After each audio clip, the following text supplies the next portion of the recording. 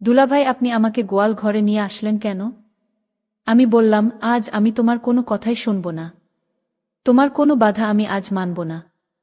দুলাভাই, আমি একটা বাচ্চা মেয়ে। আপনি আমাকে যেতে দিন। আমি পারব না আপনার সাথে। তুমি পারো আর না পারো সেটা আমার দেখার বিষয় না। আমি আজ তোমাকে কিছুইতেই যেতে দিব না। তারপর দুলাভাই আমার সাথে জোর করে। বাকি ঘটনাটা গল্পতেই বলছি। আমার বিয়ে হয়েছিল অনিলা নামের একটা মেয়ের সাথে। আমার একটা 10 বছরের শালী ছিল। আমার শালীকে তো আমি বাচ্চা মনে করতাম, কিন্তু সে তো পুরাই নায়িকার মতো। আমার স্ত্রী প্রেগন্যান্ট হয়েছিল, তখন সে খুব অসুস্থ হয়ে পড়েছিল। তাই বাড়ির কাজকর্ম ও তার সেবার জন্য আমার স্বামীকে আমার বাড়িতে নিয়ে এসেছিলাম, কারণ আমার বউ যখন চিকিৎসার জন্য হসপিটালে গিয়েছিল আর আমি অফিস থেকে যখন বাড়িতে এলাম, তখন আমার শালী আমাকে বলল, দুলাভাই আসুন আমরা গোয়াল ঘরে যাই। তারপর আমার শালী আমায় গোয়াল ঘরে নিয়ে আমার সাথে যা করেছিল তা শুনলে তোমাদের মাথা নষ্ট হয়ে যাবে। আমার বউ অনিলা খুবই চট্টে মেয়ে, আর আমার এরকম মেয়ে পছন্দ। কিন্তু সমস্যা সেই সময় ছিল যখন অনিলা প্রেগন্যান্ট হয়। ডাক্তার তাকে বিদেশ নেওয়ার জন্য বলে, কেননা ওর ভিতরে ভিতরে খুব দুর্বল ছিল। আমাদের বাড়িতে এরকম কেউ ছিল না যে ওকে বসিয়ে সামলাতে পারে। এই কারণে আমাকে বাধ্য হয়ে আমার শালী সীমাকে আমাদের বাড়িতে রাখার জন্য আমার শাশুড়িকে বলতে হয়, কেননা বাড়িতে শুধু আমি একাই থাকতাম। আমার শুধু এক মা ছিল, সে অসুস্থ হলে শাশুড়ি আমার কথা শুনে আমার সাথে আমার ছোট শালীকে পাঠিয়ে দেওয়ার জন্য রেডি হয়ে গেলেন। আমার শালীর বয়স 10 বছর, কিন্তু সে হয়তো একটু পাগলা টাইপের। আমাদের বিয়েতে সে আমার দিকে তাকিয়ে হেসে যাচ্ছিল। আমি ওর হাসির জবাবে যখন হেসেছিলাম, তখনও লজ্জাতে দৌড়ে বাইরে চলে গিয়েছিলাম। ওর ব্যবহার দেখে আমার খুব অদ্ভুত লেগেছিল। যাই হোক, আমার শাশুড়ি স্বামীকে ডেকে বলতে লাগলেন, সীমা, নিজের কাপড় চোপড় ব্যাগে ভরে রেডি হয়ে নে, তোর জামাইবাবু তোকে নিতে এসেছি। এই কথা শুনেও তাড়াতাড়ি করে নিজের ঘরে চলে গেল। আর কিছু সময় পরেই একটা ছোট্ট ব্যাগ নিয়ে বেরিয়ে এলো। আমি বাইকে করে আমার শ্বশুর বাড়িতে এসেছিলাম, এই কারণে নিজের বাইকে ওকে বসাতে হতো। আমি ওর ব্যাগ সামনে রেখে দিলাম আর ওকে পিছনে বসার ইশারা করলাম। ও মোটরসাইকেলে বসে পড়ল। এই অবধি ঠিকই ছিল, কিন্তু যখন অর্ধেক রাস্তা গেলাম, হঠাৎ এই ঘটনায় আমি চমকে উঠেছিলাম। কপাল ভালো যে আমি মেন রোডে নেই, না হলে হঠাৎ করে এই ঘটনায় হয়তো অ্যাক্সিডেন্ট করে ফেলতাম। আমি তাড়াতাড়ি করে মোটরসাইকেল সাইডে দাঁড় করিয়ে ওকে বললাম, এটা তুমি কি করছো? কারণ আমার শালী সীমা মোটরসাইকেলে বসে আমার সাথে দুষ্টুমি করছিল তাই। তোমার যদি মোটরসাইকেলে ভয় লাগে, তাহলে তোমার যদি ধরতে হয়, তাহলে তুমি আমার কাঁধের উপর হাত রাখবে।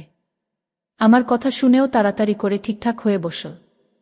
এরপরে আমি ওকে বাড়িতে নিয়ে এলাম। অনিলাকে দেখে খুব খুশি হয়েছিল। সমস্ত কাজ অনিলা সীমাকে বুঝিয়ে দিয়েছিল। সীমা জলখাবার অদ্বিতীয়ার ঘরে নিয়ে দিত, আমার অফিসের কাপড় আয়রন করে দিত। একদিন আমি আমার বাথরুমে স্নান করছিলাম। বেশিরভাগ সময় যখন শরীর খারাপ লাগত, তখন ঘর থেকে বেরিয়ে বারান্দায় গিয়ে বসত। এখনও বারান্দাতেই বসেছিল। আমি বাথরুম থেকে বেরিয়ে হঠাৎ ঘরের মধ্যে সীমাকে দেখে রাগে আমার অবস্থা খারাপ হয়ে গেল। হয়তো আমার আয়রন করা কাপড় রাখতে এসেছিল, কিন্তু ও ফিরে যাওয়ার পরিবর্তে ড্রেসিং টেবিলের সামনে দাঁড়িয়েছিল। আমাকে দেখেও ঘাবড়ে গেল। আমি বললাম, তুমি এখানে কি করছো? কোনো লজ্জাশরম আছে কি তোমার? আমি বললাম, কি আমি? যাও আমার ঘর থেকে, অদ্ভুত বোকা মেয়ে। সীমা আমার এরকম কথাতেও চোখের জল ফেলতে ফেলতে ঘর থেকে বাইরে বেরিয়ে গেল। আমি রাগে গজগজ করতে করতে নিজের কাপড় পরে যখন বাইরে এলাম, তখনও অনিলার পাশে বসে কান্না করতে করতে বলেছিল, দিদি, আমাকে বাড়িতে রেখে এসো, আমি তোমাদের বাড়িতে থাকতে চাই না। জামাইবাবু সবসময় আমাকে বকতে থাকে। তোমার এই লিপস্টিক আমার ভাল লেগেছিল, তাই আমি একটু লাগাচ্ছিলাম। আমাকে ঘর থেকে বাইরে আসতে দেখে অনিলা আমাকে বলতে লাগল, সুজন, কি সব কাজ করো না তুমি? আমার এই বাচ্চা বোনটিকে শুধু শুধু এত বাজেভাবে বকছ কেন? তুমি বাড়ির সমস্ত কাজের দায়িত্ব ওর উপর এসে পড়েছে। বিয়ের আগে কোনোদিন আমি ওকে দিয়ে কোনো কাজই করাতাম না, কিন্তু এখন ও আমার অসুবিধার কারণে এখানে এসেছে। তাই তোমার নিজের ব্যবহার ওর সাথে ভালো রাখা উচিত, কিন্তু তার পরিবর্তে তুমি সব সময় ওকে বকতে থাকো। আমি অনিলার কথার কোনো জবাব দিলাম না, বরং বকা দেখে অবাক চোখে ওর দিকে তাকিয়ে রইলাম। ওর বোঝা উচিত ছিল যে কোনো সময়ে ওর বোনের কোথায় থাকা উচিত। আর কোথায় থাকা উচিত না। আমি জলখাবার না খেয়ে অফিসে চলে গেলাম। আমার হৃদয় থেকে বিরক্তি অনুভব হতো, কেননা ওর কাণ্ডকারখানা কিছুটা সেরকমই ছিল। একবার আমি ক্লান্ত হয়ে অফিস থেকে তাড়াতাড়ি বাড়িতে এসে দেখলাম সীমা ঘরের দরজা বন্ধ। আমার মনে হলো হয়তো নিজের ঘরে আছে। আমি নিজের ঘরে ঢুকে দেখলাম অনিলা চাদর দিয়ে মুখ থেকে ঘুমিয়ে আছে। যখন থেকে অনিলা প্রেগনেন্ট হয়েছে তখন থেকেই আমাকে কাছে আসতে দিত না। বলতো ডাক্তার সাবধানে থাকতে বলেছে। যদি ওকে দেখে আমার হৃদয়ে অন্য কিছু করার ইচ্ছা হতো। তাই আমি দরজা লক করে অফিসের ব্যাগ এক সাইডে রাখলাম আর বিছানায় উঠে সীমার পাশে গিয়ে শুয়ে পড়লাম। তখন সে বলল, দুলাভাই, আপনি আমার রুমে কেন? আপনি এখানে কেন আসলেন? আপনার সাথে আমার আর কোনো কথা নেই। আমি বললাম, তুমি এমন করছো কেন? তুমি আমার সাথে কেন রাগ করছো? তখন সীমা বলল, দুলাভাই, আপনি আমার সাথে শুধু ব্যবহার খারাপ করেন। আমি বললাম, ঠিক আছে, আমি তোমাকে আর কখনো বকা দিব না। তখন সীমা বলল, তাহলে দুলাভাই আমার একটা কথা রাখবে। আমি বললাম, কি কথা? সীমা বলল, দুলাভাই, আপনাদের গোয়াল ঘরে কি থাকে? আমি বললাম, গোয়াল ঘরে তো শুধু গরু থাকে। আমার শালী তখন বলল, তাহলে দুলাভাই, ওই গোয়াল ঘরে আমার একটা কাজ আছে আপনারে নিয়ে। আমি বাচ্চা মেয়ের কথা শুনে অবাক হলাম। বলে, কি গোয়াল ঘরে কেন? সীমা বলল, গেলেই বুঝতে পারবেন। এর কিছুদিন পর আমি অফিস থেকে ফিরে এসে দেখলাম আমার স্ত্রী কোথায় জানি গিয়েছিল। আমি বললাম, তুমি কোথায় গিয়েছিলে? ও বলল, আমার পেটে খুব অস্বস্তি হচ্ছিল। এই কারণে পাশের বাড়ির মাসিমাকে নিয়ে ডাক্তারের কাছে গিয়েছিলাম। তাদের গাড়ি আছে, তাই তাকে নিয়ে ডাক্তারের কাছে চেক আপ করিয়ে এখনই ফিরলাম। আমি বললাম, ডাক্তার কি বলল? ও বলল, ডাক্তার বলেছে এই সময়ে রকম একটু হতে পারে। তিনি কিছু ওষুধ লিখে দিয়েছেন। দিন দিন ওকে খুব দুর্বল মনে হচ্ছিল। আমি অনিলাকে বললাম, তুমি আরাম করো, আমি এখনই আসছি। আমি নিজের কাপড় বদলে ঘর থেকে বাইরে বেরিয়ে এলাম।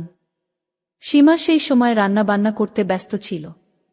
আমি ওর কাছে এসে দাঁড়িয়ে পড়লাম। আমাকে দেখে ওর মুখের রং বদলে গেল। আমি নিজের মাথা নিচু করে নিলাম, কেননা তার কথা আমি রাখিনি। সে বলেছিল গোয়াল ঘরে যেতে। আমার মনে মনে জানতে ইচ্ছা করছে, সেই গোয়াল ঘরে কেন যেতে চায় একটা বাচ্চা মেয়ে? যাই হোক, আমি চাইতাম না এই কথাটা অনিলা অবধি পৌঁছাতে। তাই ওকে বললাম, তুমি যে গোয়াল ঘরে যেতে চাও, বোনকে কোনো সময় বলবে না। আমার গলার স্বর কিছুটা কঠিন হয়ে গেল, আরও চুপ থাকল। তারপরে আমার অনুভব হলো যে এই কথাটা আমার কিছুটা নরম স্বরে বলা উচিত। তাই আমি বললাম, দেখো, তুমি গোয়াল ঘরে যেতে চাও কেন? কিছু হয়েছে, সেটা শুধু ভুল বোঝাবুঝির কারণে হয়েছে। একে তো তোমার আমার কথা শোনা উচিত হয়নি। একদিন রাতে দুলাভাই ভুল করে আমার রুমে চলে আসে। আর আমি তো একটা বাচ্চা মেয়ে। আমি চাদর মুখে দিয়ে শুয়ে রইলাম। দুলাভাই আমার বোনের ঘর মনে করে আমার ঘরে চলে আসছে। কিন্তু আমি তো জানতাম সে একটা বাচ্চা মেয়ে। কিন্তু আমার সাথে যে কার্যকলাপটা ঘটল সেটা দেখে আমার হুঁশ হয়ে গেল। সীমা বিভোর ঘুমেছিল। আর ঘুমের ঘরে তার বোনের সাথে রাতে যা আমি করতাম, সেইটা আমি আজ সীমার ঘরে এসে সীমার ঘুমের মধ্যে করে ফেলেছি। যখন সকাল হলো সীমা সব বুঝতে পেরেছিল। আমার মনে হয়েছিল যে তুমি অনিলা, কিন্তু তারপরেও যা কিছু হয়েছে তার জন্য আমি তোমার কাছে ক্ষমা চাইছি। কিন্তু প্লিজ এই কথাটা অনিলাকে বলো না।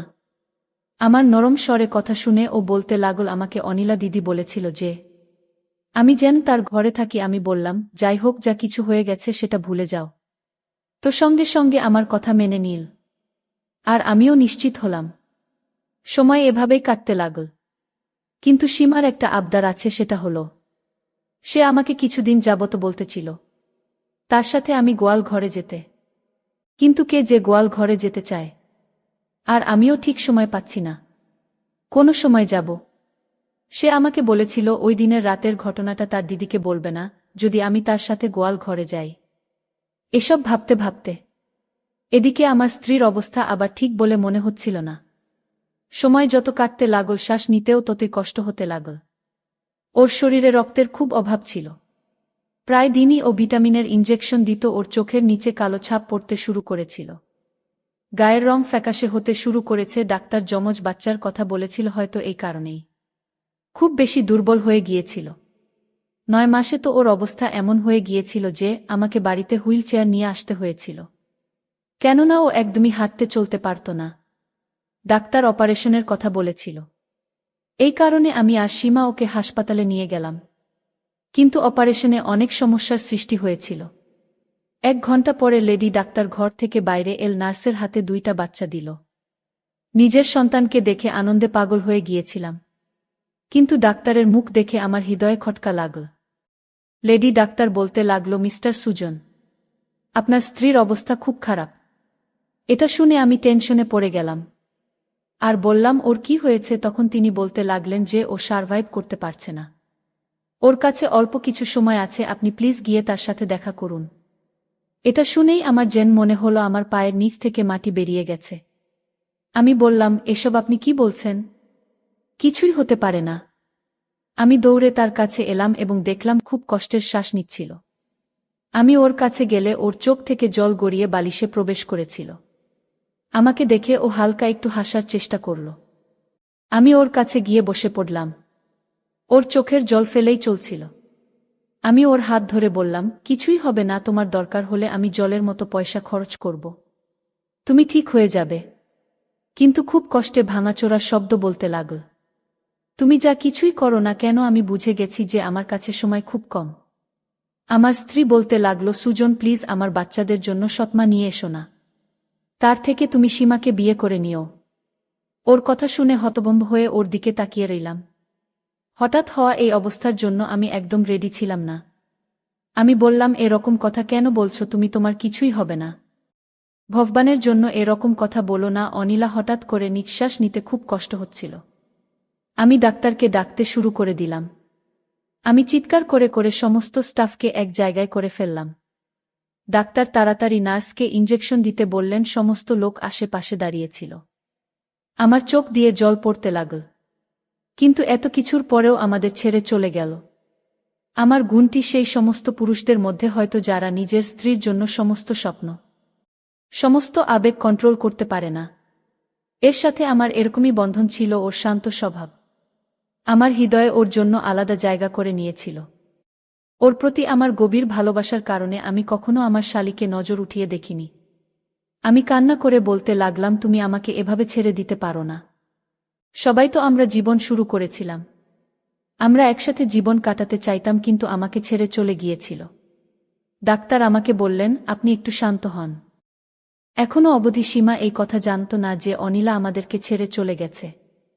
যখন আমি ঘর থেকে বাইরে এলাম তখনও বলতে লাগল, দিদির শরীর কেমন আছে? জামাইবাবু, আমার চোখ থেকে জল ঝরছিল। আমি নিজের বাচ্চাকে ওর থেকে নিয়ে ওকে বললাম সে আমাদেরকে ছেড়ে চলে গেছে, আর কখনো ফিরে আসবে না। এটা শোনার সাথে সাথেই সীমা কান্না করতে করতে বলল, আপনি মিথ্যা কথা বলছেন। আমি আমার শাশুড়িকে ফোন করলাম, একটা ভূমিকম্প যাতে আমাদের উপরে পাহাড় ভেঙে পড়েছে। আমার শাশুড়ি কান্না করতে করতে অবস্থা খারাপ করে নিয়েছিল। 3 দিন সীমা আর আমার শাশুড়ি আমার বাড়িতে থাকল। তারপরে আমার শাশুড়ি বলতে লাগলেন, আমি বাচ্চাদেরকে আমাদের বাড়িতে নিয়ে যাই।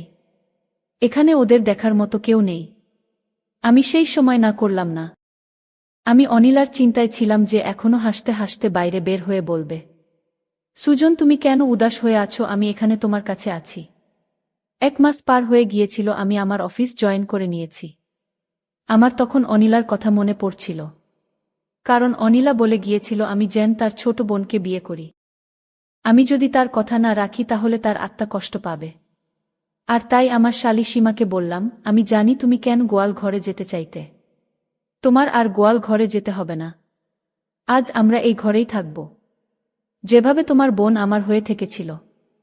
সীমাও তার বোনের কথা ভেবে আমার সাথেই রইয়া গেল।